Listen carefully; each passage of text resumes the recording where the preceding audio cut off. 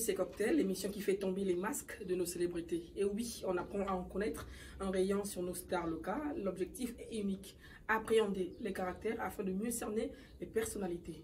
Pour ce numéro, je reçois une des valeurs sûres de la chanson congolaise actuelle. J'ai nommé Nestelia Forest.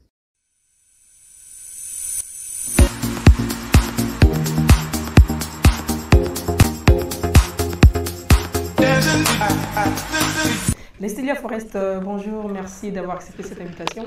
Bienvenue sur ce plateau de Cocktail.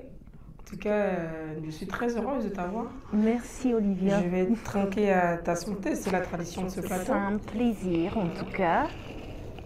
En plus, j'adore tout ce que tu fais. Merci beaucoup. Alors, Nestelia, comment tu te sens? Ça va? J'adore voilà, le cocktail en bissap.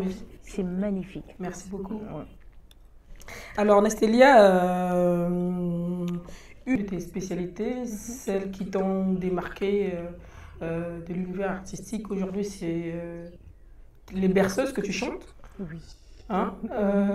Voilà, les berceuses que nos mamans nous chantaient quand nous étions enfants pour nous permettre de dormir. Toi, tu nous retournes ça dans une sauce plutôt actuelle.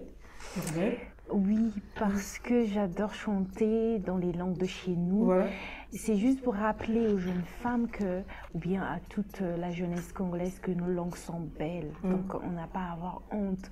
C'est magnifique quand j'écoute les chansons que ma grand-mère me chantait quand j'étais petite. Donc du coup, j'aimerais juste rappeler à toute la génération que nos langues sont belles. Il ne faut jamais oublier. Donc il faut s'y mettre. Il faut chanter dans nos langues.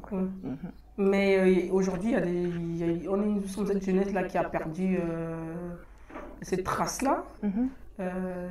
Les langues, c'est des fois pas de notre faute, c'est des fois les parents qui n'ont pas appris ces langues-là.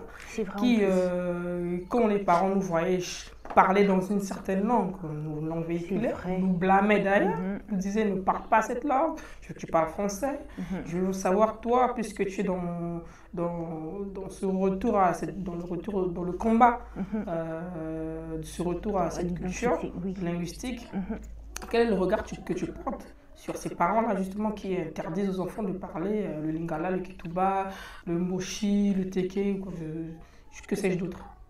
Je dirais que c'était de l'ignorance. Maintenant qu'on comprend que l'Afrique, c'est le berceau de l'humanité, on est censé casser les codes.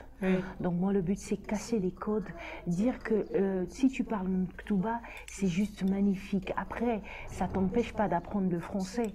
Le français, c'est une langue. C'est-à-dire qu'on a été colonisé par les Français, c'est pas grave, tu peux parler le français comme tu veux, mais il faut connaître les langues de chez toi, c'est super important, c'est une grande base. Voilà. C'est une base. Oui, c'est une grande base. D'accord. Donc retenez que voilà, connaître les langues de chez nous, c'est très très important et je vous y convie très activement. Parce que franchement, des fois on se retrouve dans des situations où tu as besoin de passer un message, tu n'as pas besoin de te faire comprendre du monde. Pas tout le monde, donc tu peux passer le message en langue. Et je vais te donner un exemple. Regarde par exemple les Maliens, les Sénégalais, les Burkinabés. Tu verras que quel que soit où ils sont, leurs enfants parlent dans leur langue. Donc c'est facile de dire que dans ta langue, hey, ton ami là, je ne veux pas le voir ici.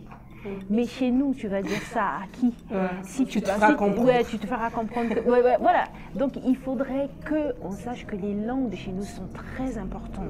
Voilà.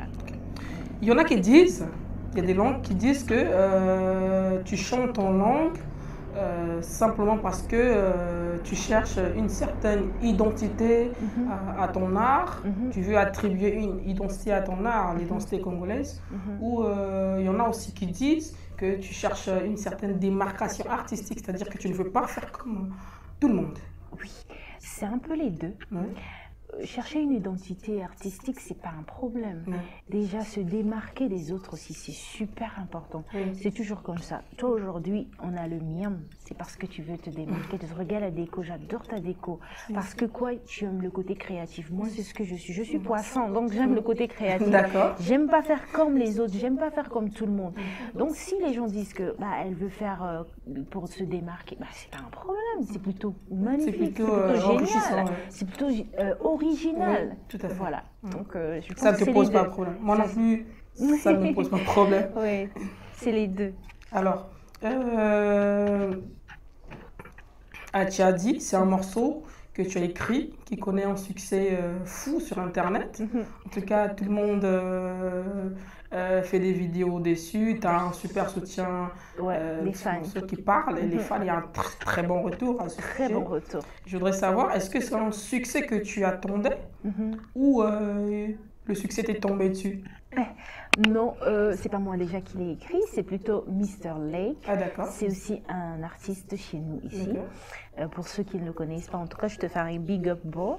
Donc c'est lui qui m'avait, pendant le confinement, il m'a proposé de faire un morceau. Il m'a dit si tu es trop calme là, donc vas-y, on va faire un morceau. Et quand on l'a fait, dès l'écoute, dès la première écoute, j'ai compris qu'il y avait quelque chose, c'est-à-dire que la chanson avait une âme. C'est un peu comme ma première chanson qui m'a fait connaître nationalement. Voilà. Atiadi, c'est pas moi. J'étais surprise. Surprise, c'est un peu trop dit, mais dès la première écoute, on avait compris qu'on a fait un bon truc, que la chanson avait une âme. Parce qu'on sent quand une chanson a quelque chose à apporter ou bien quelque chose de différent. Parce que nous-mêmes, on est des artistes, donc tu sais que ça y a quelque chose. Et c'est un ami artiste aussi qui l'a écrit, c'est Malak, on l'appelle Mr. Lake, et il écrit super bien. Donc je l'ai contacté pendant le confinement et il m'a écrit cette chanson, et quand je l'ai fait, je me suis dit, ça, les gens vont aimer. Et j'aime bien le Larry parce qu'il y a un côté où la plupart des gens comprennent ce que je dis, donc voilà, c'est très bien. Et c'est simple, parce que tout ce qui est simple, les gens aiment en fait. J'ai une toute petite question provocante, c'est une question d'actualité. C'est celle relative à ta dernière publication qui a fait vraiment mouche sur Internet. Tu as révélé une photo de toi en bikini. C'est une photo qui a fait jaser la toile. Les langues se sont déliées. On t'a traité de tous les noms. Voilà, tu montes encore. C'est surtout les femmes. Il n'y a pas de solidarité féminine. C'est quand même bizarre. Quand je poste une photo en bikini et que les autres femmes se permettent de me dire que tu vends maintenant ton corps, mais ça a quel rapport être en bikini et vendre son corps? Ça n'a pas de rapport. Mais bon, après, c'est comme tu me disais tout à l'heure avant de commencer, que toi, tu donnes une image. Je ne me suis pas rendu compte que j'avais une image de sainte, mais je ne suis pas une sainte, je suis une artiste en fait. Donc, je peux poster, il ne faut pas que ça leur étonne. Et la preuve, c'est pas eux qui commandent, c'est moi l'artiste. Donc, c'est pas aux fans de me dire... Tu n'as pas de leçons à recevoir? Non. Si, j'ai de leçons à recevoir parce que moi, je communique avec mes fans, mais seulement... Ils n'ont pas à me dire ce que je dois faire. Non. Mais est-ce que à partir de cette photo, tu as réalisé que les Congolais ne sont pas prêts Ils sont prêts, seulement c'est des hypocrites en fait. Ils sont prêts, c'est des hypocrites. Ils viennent dire « Ah, mais c'est les premiers qui vont inbox te dire des choses qui ne sont pas censées être dites. » Est-ce que ça t'a bouleversé quand même Non, du tout. Que tu aies un retour comme celui-là de cette photo? Le retour, par contre, ça m'a un peu étonnée. Bouleversé, non. Étonnée, oui. Parce que je me suis dit, mais la dernière photo de mon anniversaire, j'étais en bikini. Ah, parce que c'était en pagne. Tu vois, ça ne pose pas de problème. Ça pose pas de problème. J'ai pas compris, mais bon. Après, si on choque pas aussi, ça marche pas. Est-ce qu'à partir de cette photo, tu as vu ta cote de popularité en augmentation? Peut-être que c'était une stratégie. Il y en a qui ont pensé que c'était une stratégie. Non, pas du tout. Je poste des trucs comme ça. Hein. J'aime les réseaux sociaux et c'est une plateforme que j'utilise beaucoup. Donc dire que c'est une stratégie, c'est ce que les gens pensent, mais oui, aussi, parce que c'est fait pour ça les réseaux sociaux.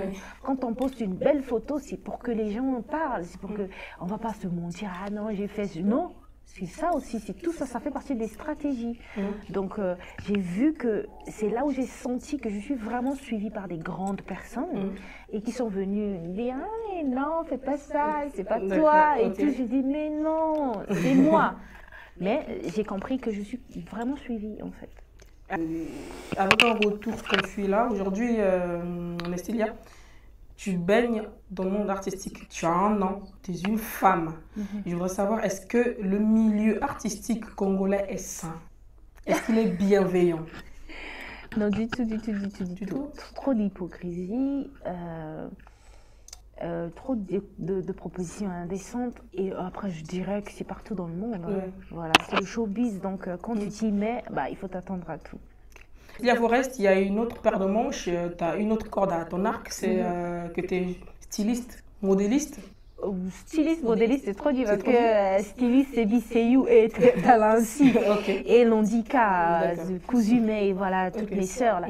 Moi, j'adore juste la mode. D'accord. J'adore tout ce qui est panne, j'adore tout. En fait, j'aime voir les belles femmes. J'aime voir une femme super jolie. J'aime voir. Donc, du coup, je me mets un peu dedans. Si je peux aider, c'est-à-dire que si ma boutique peut rendre quelqu'un belle, bah écoute. Donc, d'où le Nestelia Shop dans le store de Nandika. Et dans Nestelia, qu'est-ce qu'on retrouve?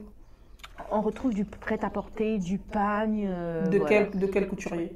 De Nandika et de moi-même aussi. Je travaille avec des personnes, des couturiers. Donc, je fais un peu dans le pagne, comme je disais. Donc, voilà, on retrouve un peu de tout. Des chaussures, tout ce qui va avec des accessoires comme ça. Voilà. D'accord. Nestelia, cette émission touche à sa fin. J'ai une toute dernière question pour te mettre un peu... Voilà, j'ai envie de savoir ton avis sur la meilleure façon pour toi de mourir. Ça serait... Il n'y a pas de meilleure façon de mourir pour moi, mais que j'ai au moins mes 10 gosses d'abord. 10 gosses? Est-ce que tu en as déjà un? Non, pas encore. Bon. Mais que j'ai au moins des enfants. Après, bon, j'aimerais mourir avant mes enfants, donc voilà. Que j'ai les enfants, au moins il y aura des gens qui vont m'enterrer. Tu comprends? Merci. Pas maintenant, s'il vous plaît. Que Dieu t'entende. Merci, Nestelia, d'avoir été sur ce plateau. En tout cas, je te souhaite bon fond pour le reste de ta carrière. Oui. En tout cas, on attend que tu nous fasses des gros tubes, que tu ailles au-delà des frontières, que ta musique retentisse vraiment. Amen. En tout cas, je te le souhaite de tout cœur, vivement. Merci beaucoup, Olivia. Donc, que Dieu bénisse aussi tes activités, voilà. Merci que beaucoup. Tout se passe bien dans ta vie. Merci beaucoup. Merci. Que Dieu t'entende. À bientôt. À bientôt. Mesdames, Messieurs, c'est ici que prend fin cet entretien avec Nestelia Forest, une des valeurs sûres de la musique congolaise. Merci d'avoir été des nôtres. Restez nous suivre sur www.boilatv.com et sur l'ensemble de nos réseaux sociaux. À bientôt. Au revoir, c'était Manzumba.